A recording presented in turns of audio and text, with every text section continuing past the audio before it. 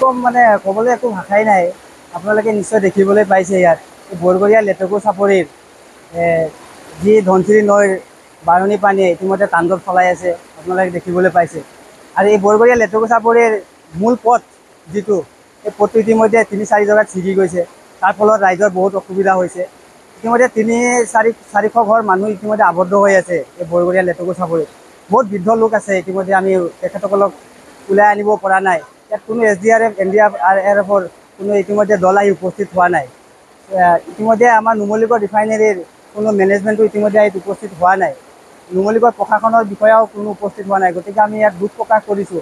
লগতে আমি এটা দাবী উত্থাপন কৰিছোঁ যে আমাৰ এই খুন্দা সমষ্টিৰ সন্মানীয় বিধায়ক মৃণাল শইকীয়া ডাঙৰীয়া তেখেত আহি পেলাই যাতে ইয়াৰ উচিত এটা তদন্ত কৰে আৰু এই বান আক্ৰান্ত ৰাইজৰ কেনেকুৱা সুবিধা হয়, এই ৰাস্তাৰ ঘাটৰ কেনেকুৱা সুবিধা হয়, ইয়াৰ ওপৰত এটা বিহিত ব্যৱস্থা কৰিব বুলি আমি আশাবাদী।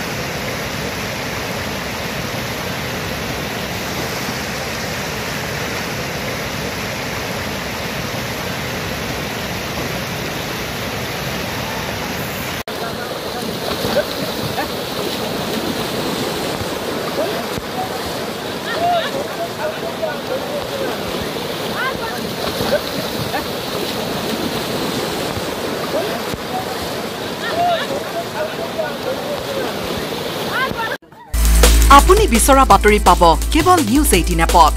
নিউজ 18 এপ ডাউনলোড কৰিবলৈ স্কেন কৰক এই QR কোড। গুগল প্লে ষ্টৰতো পাব এই নিউজ 18 এপ।